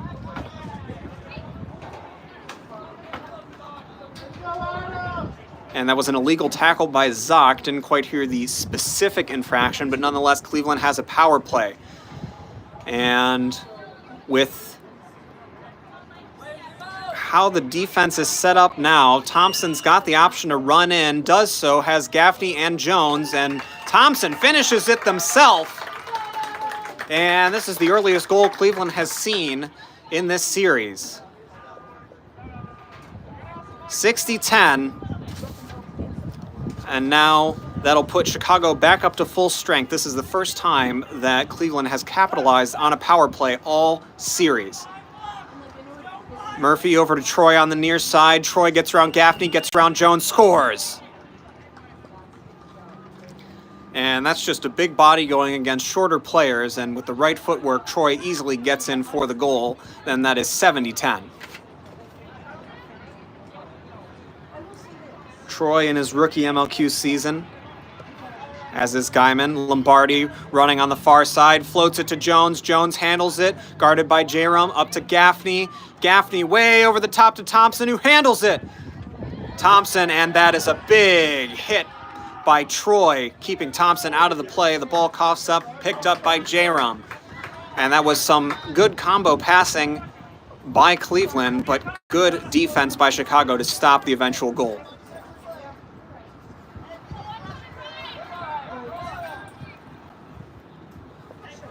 Jones also in her rookie season in MLQ, only started playing about 6 months ago, recruited for the team.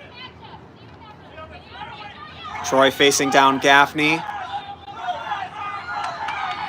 And Cleveland calling for a press as the beaters were out of the play. And it looks like, and that'll be a tackle from behind. Thompson trying to get the jump on Jarom there, just would not go.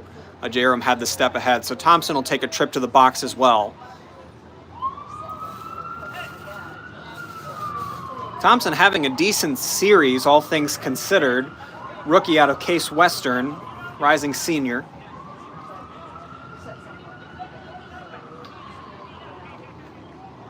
And Jarom will decide to get away from the beater on the other side of the restrictor line. Petrelli in front, Troy to help with the defender, and Jarom an easy goal. Smart tactical move there by Chicago, 80-10.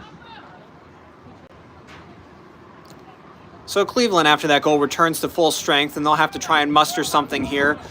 Beater substitution, that's Braden Hawk and Rachel Yates, both rookies in MLQ this season.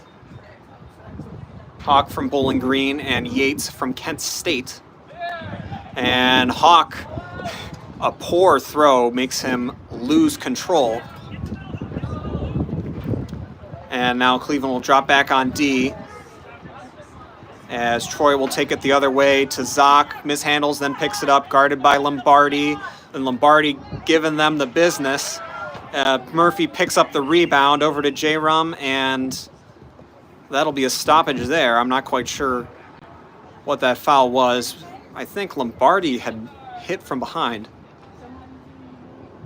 Maintaining contact after beat was the call, so managed to get himself in the front plane when tackling Zock, but unfortunately ended up drawing another foul.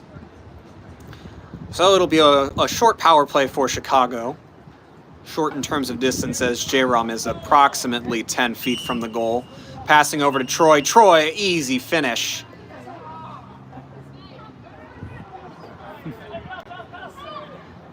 And that'll put our score 90-10.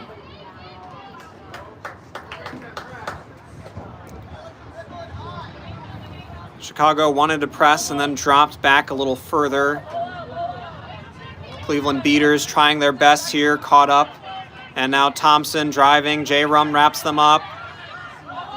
And Zock does the interception. He was trying to get it a pass to Gaffney. Zock, they're going the other way. Zock finishes. And Hawk couldn't turn quite around to beat Zock in time. So the drive by Thompson initially had Jones for a receiver. The receiver was quickly beat. And now Cleveland and Chicago will make some substitutions. Looks like they'll make Cleveland a substitution at the beater game as Hutchman checks in and Gaborik in a chaser. And it's Richard and Hoffman in for Chicago as Scott gets beat. And Thompson looking for his options to Gaffney, hard off of Gaffney's chest. And Blackwell picks up the rebound, takes a run, gets past Scott, and an easy lay-in. Really pulled up on that one. Didn't need to rocket it. All the defenders were beat.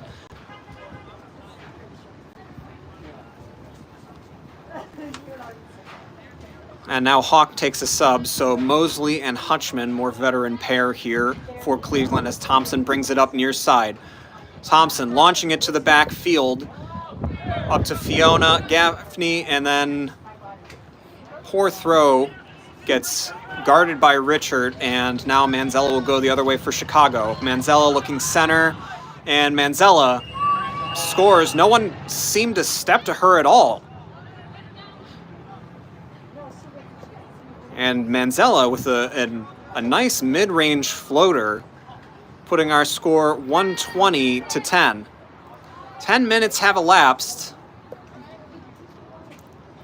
as Cleveland needing to do something different here to get themselves into this game. Twarowski back in now, protected by Mosley. Down to Krieger, guarded by Manzella, and back up. Twarowski switching field, rips a shot way too high, and that'll be Chicago ball. Stoppage for the ball rolling off field. It's the one bad thing about turf. That, and when it's 80 some odd degrees outside, it feels like small ovens in your cleats. So Chicago receiving the ball once more. That's Peachy bringing it up center. Peachy, I'm told, a Cleveland native. His fiance Manzella says the best thing that Cleveland has produced.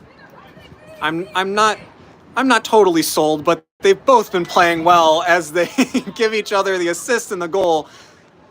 And Chicago scores once more.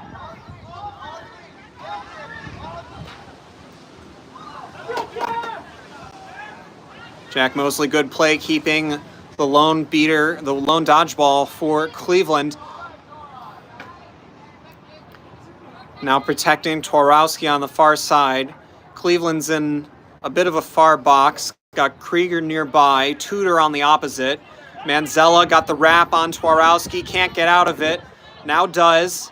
Now Peachy on the guard. Peachy, and intercepted by Blackwell as Twarowski tries to shoot. Blackwell going the other way. Mosley to beat and gets it to Peachy. Peachy scores as Hutchman can't quite get back into the play in time, running after that ball way off field.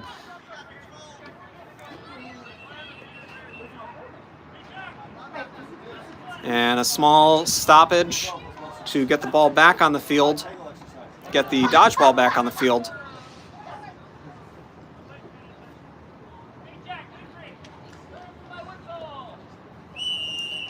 And now we'll resume play. Cleveland and Chicago taking a couple subs. Cleveland, Murnion, Lombardi coming in. Chicago, Digman. And I believe there was a beater substitution as well. That's Turiker. Hutchman cleaning out a lot of space in front of the hoops. Cleveland goal won't go, and Digman finally does recover. Digman going the other way. As passing to Murphy. Murphy down to Melton. Melton up to Digman. They're calling for a press as Mosley gets Digman out of the play. It's Guyman in the backfield, one-on-one with Tudor. Over to Murphy. And Murphy, guarded by Hutchman, just has to throw it away, and Cleveland defense comes up with it there. That was some great hustle by Cleveland defense there, really locking down all the receivers, not allowing Chicago to get a comfortable pass off to a teammate. Brechting and Connard now in at beater for Cleveland with control. It seems to be a little more fluid this game than in the previous two. Guyman and Digman on point defense as Brechting trying to go up against Turiker. Maverick Wolf sitting squarely in the defense as the ball is mishandled and Digman comes on the near side with it back towards Cleveland. Digman to Melton, spins around Tudor, the two oldest guys on the field. The ball coughs back up and Melton somehow comes up with it in the back there. Tudor gets beat on the defense, and Lombardi unable to make the play as Melton shoots and scores another one for Chicago, and that is 140-10.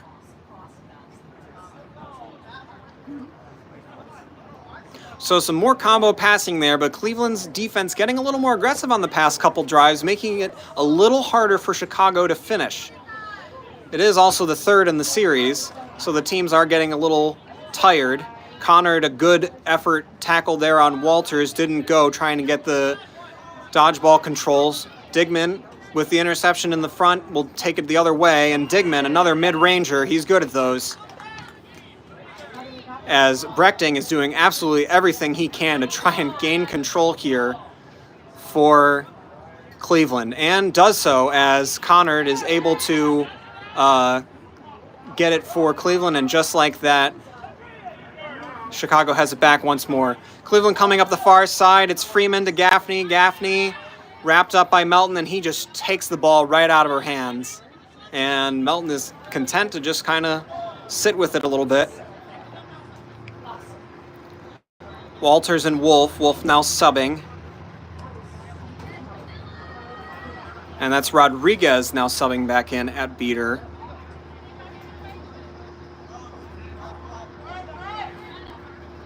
Rodriguez, a call-up from the practice squad last season, plays for the Illini in the USQ season.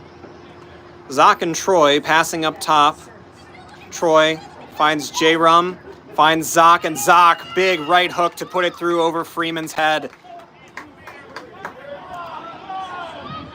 As Cleveland is dodgeball-less. Nope, now Hawk manages to recover one here at the center, and Chicago recognizes it as well and slows up. Rolf passes off to Zoc. J-Rum driving in, and Cleveland just with their arms up. Freeman kind of tripping up J-Rum there. And Towarski comes away with the ball. And that is a good defense by Cleveland. Thought J-Rum was going to score on the jam, but no good.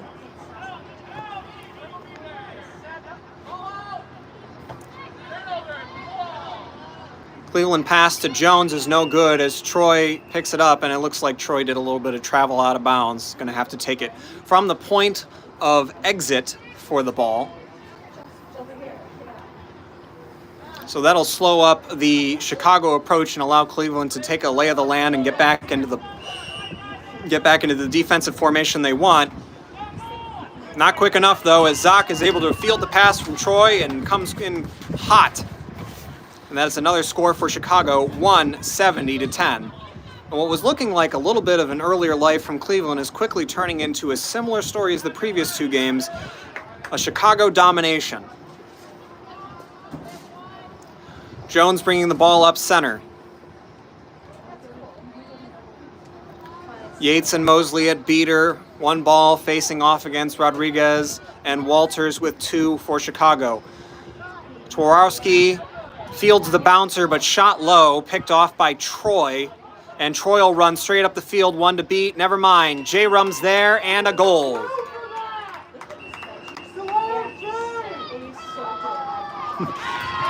The crowd calling for a delay of game call after a long throw. And Towarski will have to take it from his own end line after that Chicago goal. And Cleveland looks like it's going to take their timeout as Chicago has not let up one iota since they started this series.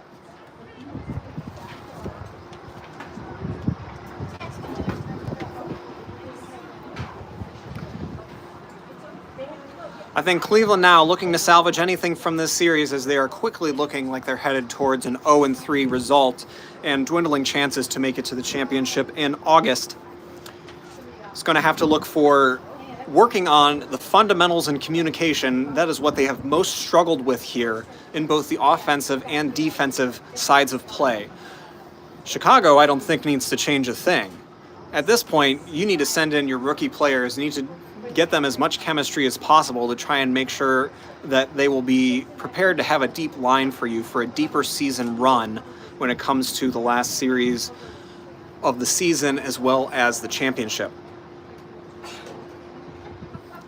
I will give the Cleveland Beaters this. They have made a lot of adjustments this game, and control has been a lot more fluid between the two teams than it was in the previous two. They've inched up every single game with a little more increase. There was hardly any flow. I would love to see the stats from the first game about percentage control between the two, whereas it's been a little more loose this time around. If Cleveland can continue that, show those sparks that they've been showing in the defensive side of things, getting their bodies out, not allowing Chicago to have too many comfortable passes, not allowing them to walk into the keeper zone too much. I think that they can make it a more difficult road ahead for Chicago if they make those adjustments, make this game come out a little less lopsided.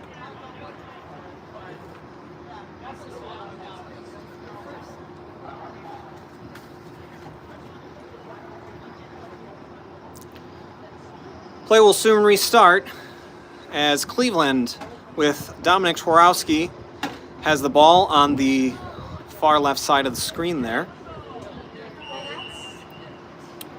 It looks like Chicago's going to high press as Walter's going to run around Towarski and doesn't even get a pass off as the It falls to Matt Troy, who passes it up to J-Rem for another goal, and what a way to come out of the timeout break.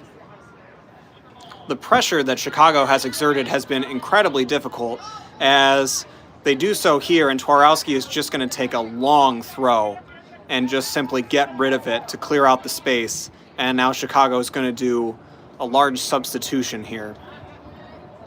Looks like a full chaser line sub. And Cleveland will do a couple substitutions as well. Lombardi back in.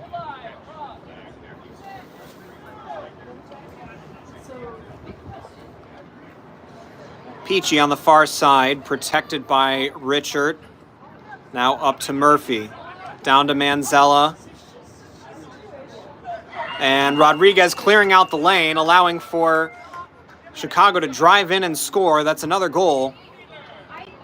And that'll be 200-10 in Chicago's favor. Lombardi coming up center as the beaters are trading exchanges here. Peachy wrapping up Freeman. Freeman getting it out to Jones. Jones, can she get it out? She's wrapped up by Manzella. Jones driving forward. Krieger picking it up. Beat by Rodriguez. No. And a stoppage there. I think Krieger was beat by Rodriguez. Chicago comes away with it either way. We'll see what our referees say.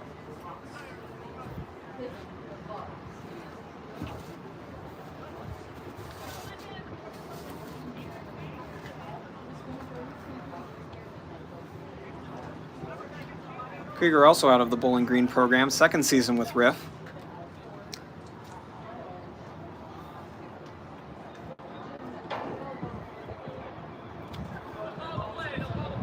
And it looks like no call on the play. So Krieger was beat, and Peachy will be in the middle here, passing off to Murphy. High press by Lombardi, and now he backs off as Hoffman comes into the play with the dodgeball for Chicago. Blackwell. And Blackwell up to Manzella. Cleveland with control. It's Yates and Mosley. Murphy into Peachy. Peachy to Blackwell. Pass too high, so Manzella's going to run it down. Cleveland maintaining pretty tight perimeter to the hoops, although Freeman does come out just to keep him honest. You know, you got to keep him honest. Mosley wants to go up but thinks better of it, spying Richard. Mosley and Richard having a battle as Manzella gets the pass over Jones's head and then dunks it over Jones's head in, well, it can only be described as a complete posterization. Freeman running away from the high press that Hoffman and Richard are giving. The ball comes out. Lombardi can't get there either, is beat, so Peachy will pick it up, and Peachy puts the mid-ranger through the top hoop. And that's yet another goal for Ben Peachy. Peachy also out of the Columbia program. Plays for Boom Train in the USQ season. Lombardi bringing it up the near side here. Brechting trying to create some disruption as Freeman trying to back into Blackwell.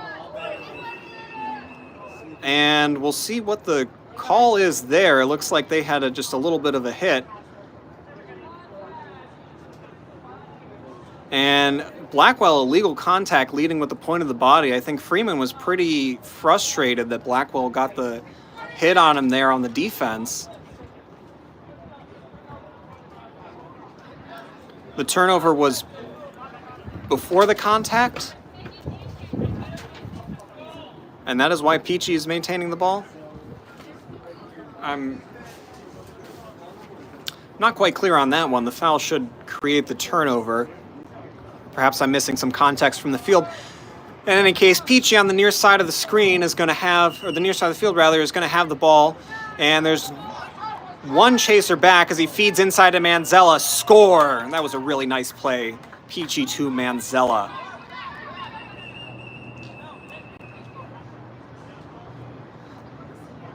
And Blackwell was trying to come out of the box early. He was just looking for a score, forgot that they were on the power play.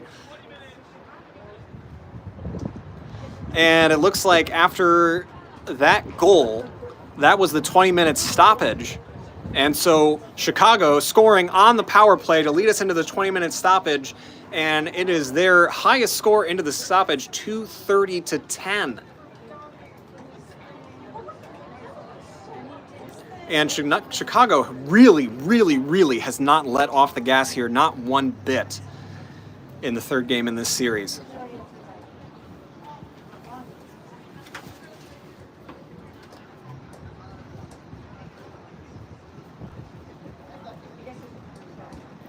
So now coming out of this stoppage, I will echo my sentiments that I added from the previous Cleveland timeout earlier in this game. They've got to do something better to try and get their fundamental communication more sound. If they can string the passes together more easily, if they can work with their beaters together more easily, the Chasers will have many more opportunities on offense. The Cleveland beaters are definitely the heroes of the match for Cleveland, putting up a lot of work to try and get these defensive stops and offensive opportunities. However, with the short roster here at the beater position, Chicago simply just has more gas in the tank. Not to mention, several of the beaters they're going up against are champion quality, having won the USQ championship this past April.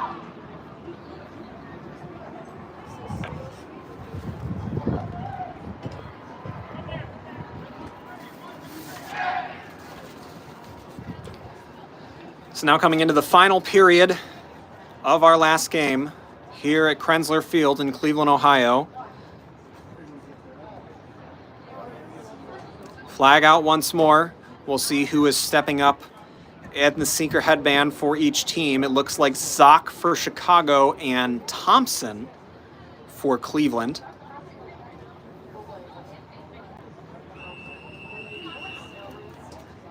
They are both power runners, certainly, so we'll see how the flag runner handles it.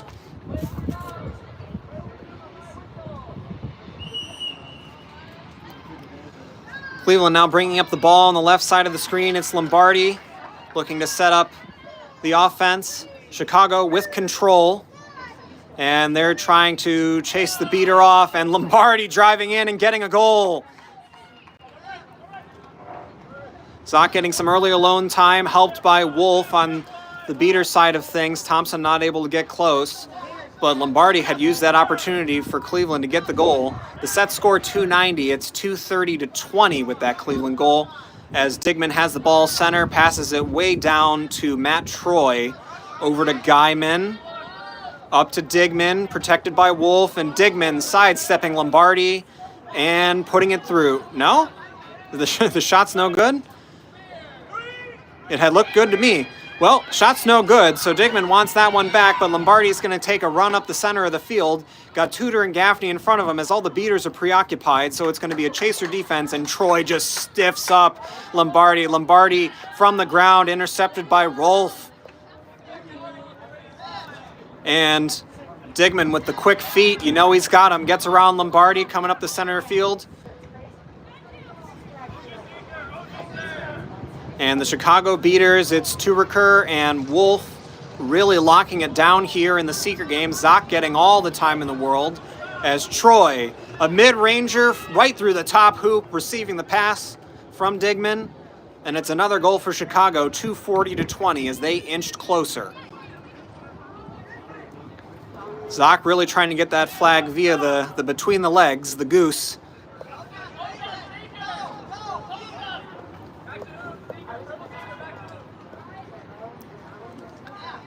Towarski on the far side of the field, driving in, pass well over the head of Tudor and not really in the same plane, and Digman will pull Tudor out of bounds.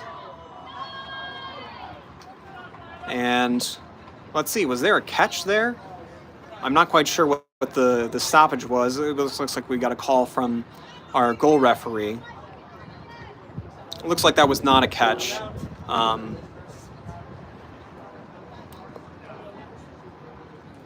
Not that I saw anyways. It's Ostra is now in at seeker for Chicago. 5 goals to go for Chicago. Just a couple more for Cleveland. as we wind down the final period of this third game. Pretty long discussion here. No call in the play. Tudor was dragged out of bounds, so that'll be Chicago ball, and Tudor will have to make a run back to his own side.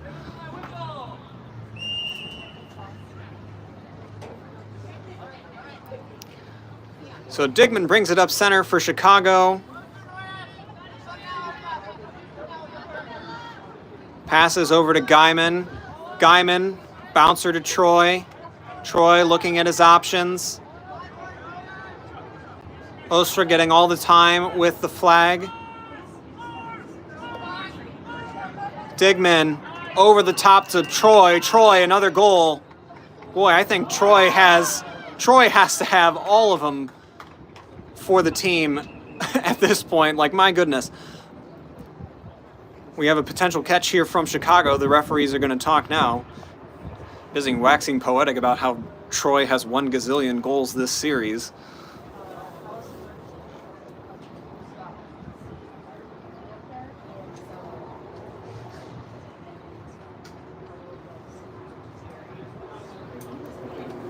Referees now conferencing. Catch is no good. Catch is no good. It looks like there was an entanglement of the legs there that disallowed it. At least that's what the miming was.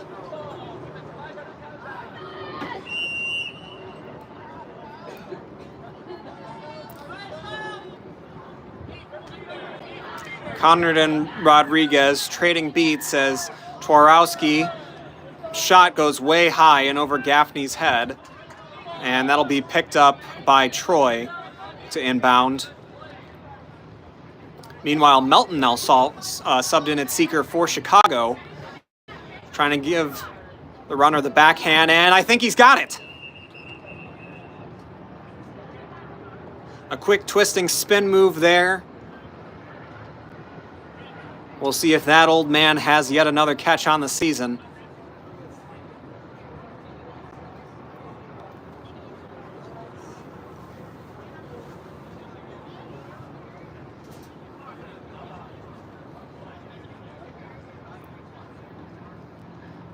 Referees now conferencing. Catch is no good. Flag runner was impeded. So that is now 2 called off catches for Chicago, and Thompson, as Cleveland seeker, has not even gotten a look. I almost wonder, given Thompson's more athletic ability in the chaser game, if they wouldn't sub them out, as J-Rum shot no good. Rebound picked up by Kennedy. Blocked by Jones and picked up by Tudor, and Tudor immediately beat, and now Chicago has a second crack at it. Murphy driving in, and Murphy routing the defense. Good goal. I was so in awe of the play, I couldn't even finish her name. And then does Melton do it again?